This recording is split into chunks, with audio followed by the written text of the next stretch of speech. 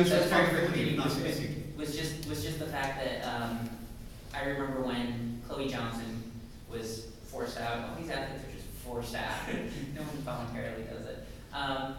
When she was forced out, CrossFit released some statement that was just ridiculous. It was offensive, and it cited Encyclopedia Britannica. It actually did. And I saw a number of outlets, in a number of LGBT outlets, just printed uncritically, like, well, here's one side of the conversation. I mean, that seems irresponsible to me. It is irresponsible. Okay. You're not going to get an argument from me. That's you and me. Is that For the benefit of all of you, Yeah. I mean, I think it would be more interesting to hear what other people have to say. Sure. Because, like I would see this as like, it's a challenge. The existence of trans athletes is a challenge for all of you to do homework and to educate yourselves to be able to report on it effectively. And now, again, you've interviewed Fallon and had to talk to her about these issues. It isn't easy, but nothing about this topic is going to be easy. But, like, and particularly if you were if you're somebody like me, and I'm guessing like you as well, in terms of, I got into sports writing because I wanted to write Right. sports, not about like hormone replacement therapy. But that's. But I think if you just look at the Fallon Fox story and then Dr. B story at ESPN, we are so much better, I think, on trans issues now. I'm sure we will make mistakes going forward, but I would be hard pressed to think we would do something like that again. And I think the conversations that we had about the Fallon Fox coverage internally made us better going forward on those issues. The Dr. V story will make us better going forward on those issues. So I'm not saying that justifies it, but I think the existence of trans athletes now and our ability to I mean, not that they hate it, just like it's not like they're there for our learning. But if you ask genuinely about mainstream media and how they're going to get better, they're going to get better by having to cover it. So that's a bright spot. You'd say we're getting better at this. I was just thinking of the conversation this I'm just morning. talking specific to ESPN, knowing the internal dialogue we've had. I don't know how other organizations are doing. Well, yeah, on that subject, I work for a very old school traditional newspaper company, and the collection of 29 papers across the country, and of course they all have sports desks, and it was a struggle for years to get these newsrooms to become comfortable writing and talking about LGBT issues generally. But now I think sports presents another potential problem for them because a lot of those sports desks kind of mimic the locker room culture. So I'm wondering, is there an opportunity for an organization like NLGJA to help those newsrooms, like the one in my company, adjust? That's a good question. I don't know. I would think that that's something I can raise with leadership. Which they really is successful. Because we have like Lab has media guidelines on transgender coverage, and as you all know, for me as a gay man, it was a very complicated landscape to learn. One that I was grateful to so many people who would read drafts and talk me, walk me through it all. But I think that's probably there would be some good guidelines that could come up there. Well, I think the NLGJA definitely has a role to play, in particular because I'll bore you with an anecdote, but like the first time I went, after my transition, the first time I went to the All-Star Game Baseball Writers Association luncheon for the commissioner has every year at the All-Star Game, and Bud Selig would always bore you with another boring anecdote or an anecdote, or, like it was the same speech. But this particular, this first time, like I walk into the room and I'm a couple of minutes late, and like it's what you would expect from a room full of sports reporters. It's a bunch of old white guys, except Amanda Comack, who was at that time with the Washington Times, comes running over, grabs my hands and said, "Oh my God, thank God you're here. It's such a sausage fest," which is both really awesome and validating at the one point. But on the other hand, it documents like a problem that transcends just LGBT diversity issues on the sports beat. It's a fundamental problem. It's a bunch of white guys. I mean, I would say white guys as a population are overrepresented in sports newsrooms, and I think I don't know how you feel, but I'm just sort of like, you know, that's what we're up against. And to educate beyond that, I mean, on the other hand, I can say that at the same time as I can say that, you know, I've been extraordinarily fortunate in the sense that, you know, like the guys I work with at ESPN or, you know, my team in the baseball group, they're awesome. They've never misgendered me. They've been awesome teammates. They were supportive of me from day one. I can't ask for a better workplace experience than I have with them.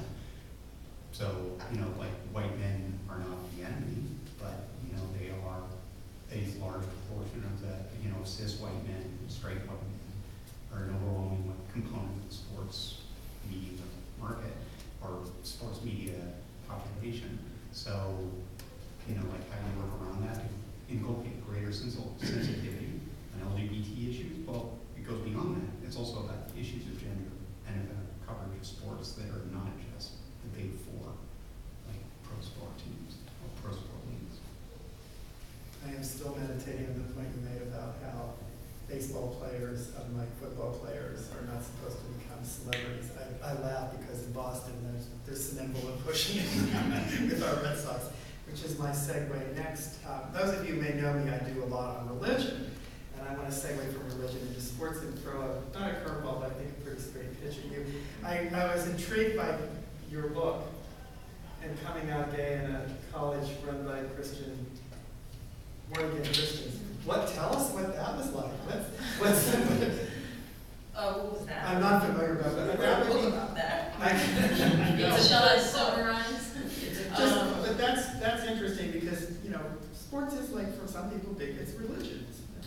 Yeah, I think that there's another piece of how LGBT issues play out in sports is also, you know, organizations like FCA, Fellowship of Christian Athletes, and Athletes in Action is another one that's really big on college campuses. I don't know the statistics, but anecdotally, there's a lot of religious belief within sports, especially at the college level. So that, to me, that's like a subset issue of how to deal with, you know, on college campuses and student athletes. We're talking about sports here, trying to process their sexuality. I mean, I think what it was like for me was very difficult, and it was tough. It was tough to. How so for you? Well, it was difficult because my teammates were born-again Christians, and I was gay, and all the inherent conflicts that come with that. Not saying all Christians believe that. The feedback I was getting was that I could not be, you know, it was not okay that I was gay. That's okay, or that you talked about it, or both? No, we could be friends if I just like didn't talk about it and was actively trying not to be gay. It was okay if I was gay, but I should just be celibate. Oh, okay, that's what I was getting at. But no, I think to make it more universal, Sure. I think like there is an issue of like people believing religion and sexuality are mutually exclusive. But I think we're getting better now about blending those two identities, and that there are outlets now where churches were open and affirming. That was not my experience.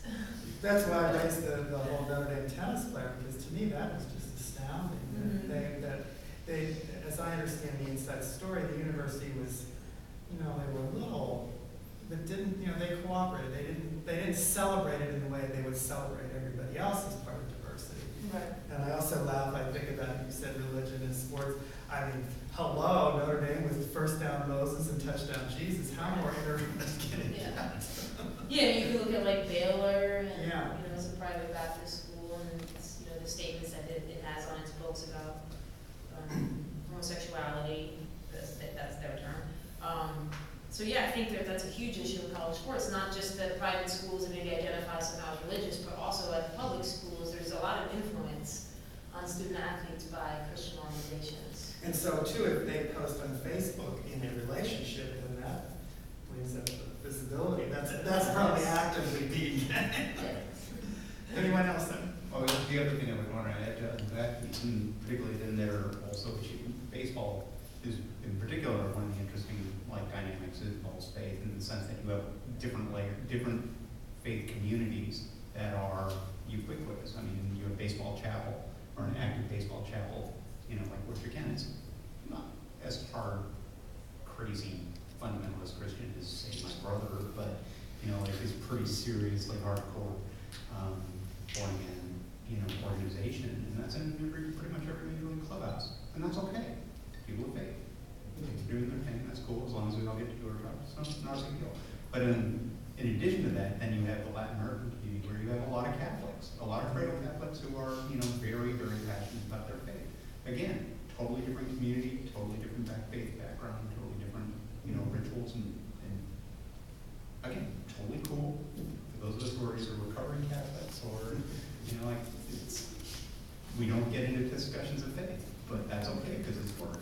But you end up with, you know, like in a lot of locker rooms, faith is a ubiquitous component of the sports environment. And Do you see people crossing themselves after catching a pass or a good play or thanking God? I mean, because clearly he hates the other team.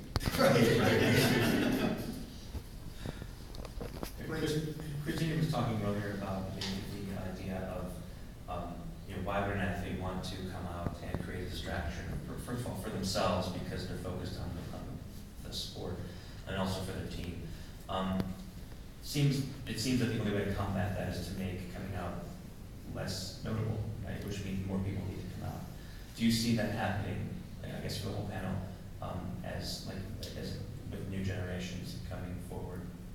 We talk about, you know, millennials, how it being not such a big deal. Do you see that could happen, that it could be unremarkable? Well, Yeah. Well, I think that part of what's keeping some athletes from coming out publicly, because there's a lot of like NFL players who are out in little circles, is because they don't want to share the load of like being the figurehead and talking to the media and all that. And now you're seeing that there are people like Abby Wambach, Brittany Griner, all, you know, Jason, all those that have shouldered it, and I think that burden is getting less and less. So I think in the next 10 years, you'll see athletes who maybe wouldn't have come out 5 years prior because they didn't want to have to like answer 500 media calls every time the next person came out. All of that's just diminishing with each person who comes out. So that, to me, that's one of the hurdles that keeps athletes from coming out, is not wanting that to be the defining characteristic, to not take on that burden, and that's absolutely diminishing, not to mention the stigma around it and all the other obstacles that have kept people positive. So I think, yes. I think the other thing that should come to the fore is like some of the things that Billy Venus had talked about in terms of how not being out undermined his ability and his ability in his career, and his being very frank about that. Because Billy Venus was a really, you know, like top 1% or top 1% or 1% on the planet at the game of baseball, but he was not as good at the major leagues as people anticipated. And you can say that's a scouting failure or whatever, but Billy really believes that being in the closet affected his ability to be as good as he wanted or could be. And communicating that at the same time as communicating that like Major League Baseball is ready and willing to stand by anybody who does come out, you know, those are important. I mean, now that Billy has his official relationship with Major League Baseball as like, you know, kind of like, what is the term, ambassador for inclusion, or, you know. The gays are, but I like gays better than ambassador for inclusion, but, you know, like, leave it to somebody who's feudal-minded and is silly to come up with these titles, I'm sure. But, you know, but that's a huge step forward. I guess I just look forward to it, because I anticipate this is not going to be something that works out the way that integration did 50, 60 years ago, where we're not going to have a moment in professional sports, in any of the major professional sports, men or women, where you say like, oh, Houston Astros are the last team to not have a gay player. You know, like, we're not going to have that Pumpsy Green moment where, you know, like you had that with baseball when, like, you know, the Red Sox were the last team to finally integrate and have an African American player. It's going to go from being a big thing now to 5 years from now being irrelevant almost. I mean, that's assuming that somebody comes out in all of the major sports, but it's just going to go from important and significant to, oh yeah, so the Raiders have their first gay player offensive lineman, or first gay offensive lineman. And it's like, nobody's going to care. As long as he's good, we're going to go back to rooting for the baby eating squid. we win. So that gets us back to the earlier point made about millennials. I mean, it's like overcome by death. I mean, there's a Jesuit saying that there's hope. That, you know, the old white guard will die off, and then, you know, the rest of humanity will see the humanity in athletes and people of faith. And does that resonate, or am I just babbling? No, I think that the question is whether or not to take this back to K through 12. Sure. Because I think, you know, that's where having kids coming out in, I mean, this is a battlefield that as much as we talk about it in the media is waged on the national stage or in big cities or in big media markets. This is something that's going to play out in every single school district, I think that's right. in every single county across the country. And I think so it is. the kid who has to be the first kid to come out on his high school football team, or the girl who has to be the first girl on their soccer team to be out, isn't asking to be a hero. They just want a normal childhood. And so, if anything, I would say our responsibility within the media is to create that sensibility to empower those coaches and administrators to understand it's going to be cool, it's going to be fun, this is not a big deal. Your responsibility to this kid is the same as every other kid, is to protect their childhood, their ability to have a childhood, to enjoy the same things that every other kid can and should take for granted. So creating that message, and again, this is something where, you know, like, we're still going to be hearing like bad stories, as much as it's going to be awesome on the pro level, like in the next couple of years. Okay, but so what? That's not where most of us live, and that's not where most people are, and that's not going to. I mean, there are going to be parents, PTAs, you know, school districts dealing with these issues of like, you know, some jackass, like, you know, like 60-year-old coach, like sitting there saying, I don't want that kind of kid on my team. We're gonna have that fight. Yeah, we're gonna have that fight for, you know, decades, because it's just gonna keep coming up. But that's where we can, by portraying the positive and discussing positive examples of particularly supportive straight people who are accepting, you know, having gay athlete teammates or gay players on their teams. I think we can't talk enough about the ally component in that to basically teach, you know, parents and teachers about what their obligation is to, you know, gay athletes who are competing in the K-12 level. You know, I think- Oh, go ahead.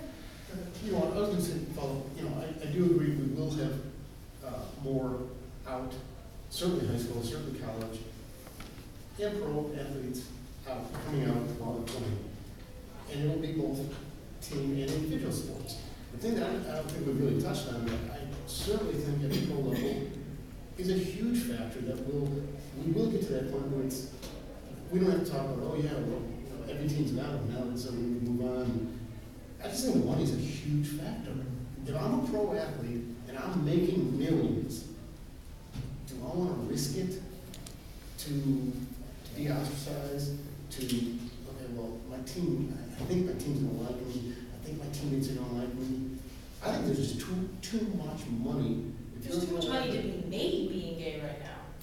Actually, But genuinely. there's nobody who's made that money. Who's made that money? Who's made that money? Jason Collins is making more money than he would have made. Brittany Griner's making more money That's than he one would that have should made. be, okay. Michael Sam's making more money than he would have made. I genuinely think there's huge corporations right now are But like, wait, nobody wants to dude, take that gay risk. people are, like LGBT people are the demographic that if they hear something is not welcoming of LGBT, they will switch their allegiances. And so companies are recognizing that now, and they're like, wait, we gotta get in on that, whether it's play, a corporate play or not. They're like, we're speaking to them because they will buy our product even if it's inferior if we support LGBT causes. I genuinely think that's the way it's gone.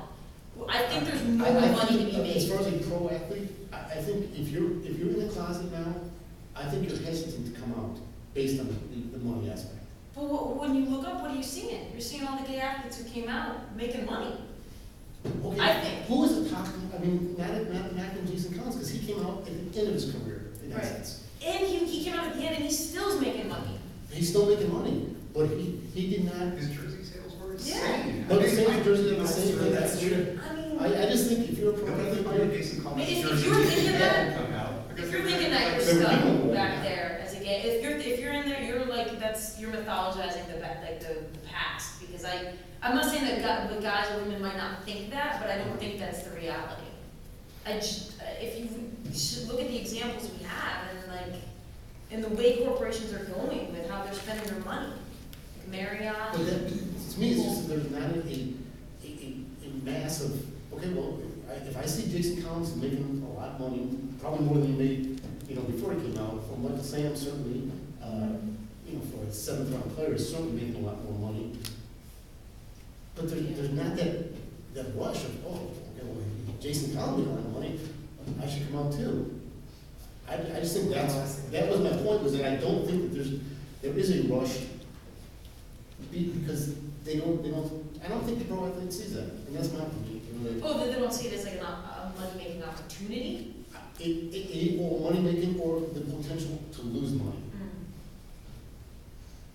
I think there's another point to bring up, and I respect her, but, and again, in terms of talking about intersectionality, or in terms of particularly differences between the genders, but, I take it for granted that we're gonna have an out Major League Baseball, say, general manager or manager before we're gonna have a woman general manager. And I say that even as a friend of Kim, and somebody who thinks she's been jobbed a couple of times around. And that sucks, because Kim should be a Major League general manager right now, and she wants that job. And it's like, she'd be good for that job, and she will be. And so, there's an element here of, sexism that has nothing to do with sexuality, that, is just part of the landscape, in the same way that, I'd say, we've just not paid enough attention to Brittany Griner, and we've probably played, not to take anything from Jason Collins, because he's awesome and wonderful, but that, Brittany Griner is awesome and wonderful too, and I don't see enough of her. And I say that at the worldwide league. We should do a panel on sexism now. Honestly. Well, the fact that That was one of my questions, the intersection of sexism and homophobia. Yeah, who was it? Patrick Burke had an awesome tweet. I don't know. I always mess this up, and we'll come back to me when I think about it. Because it's so good about the intersection of sexism and homophobia. Well, Okay. I'll buy you some time. I think it's interesting. I was telling somebody the other day, Brittany Griner and I make the same salary. Yeah. That is ridiculous. Yeah. People think with Nike she's making millions. She's making maybe 7 to 10 grand on her Nike contract. Yeah. The female Nike contracts are nominal fees. He said that basically men, athletes in a locker room are afraid that a gay athlete will treat them the way they treat women. Does that make sense? Yeah. The ones who are In the NFL, that means they should be Yeah. very severe. right. Yeah. They're worried that the gay team will treat them the way they treat women. Not all of them, but the ones who react poorly, that's probably something playing out in their mind. That's what I think is really kind of the phobia of homophobia, is that when a straight man for the first time in his life is made an object, or, you know what I mean, or even just the threat of oh my God, men are looking at me like an object. Hi, that's called being a woman. Yeah. I'm just, And how is it, it's the unadvised who fear that from yeah, that's true. It's straight male identity must be much, much more fragile than Who knows? This also gets, and it'd actually be really interesting, because Kate would never actually talked about this, but I'm also kind of curious, because again, I loved as a kid, when, and maybe it's because right now we got to see my, national television being awesome and striking out about employees, but also, cross-gender competition within sports, is something which, again, is something that I think is really exciting and awesome, but that's because I also grew up at a time, not just, Billie Jean King is a little bit of all my time, but I remember Nancy Lieberman, when she was playing in the USBL, I thought that was awesome to see that she was good enough to play with the boys and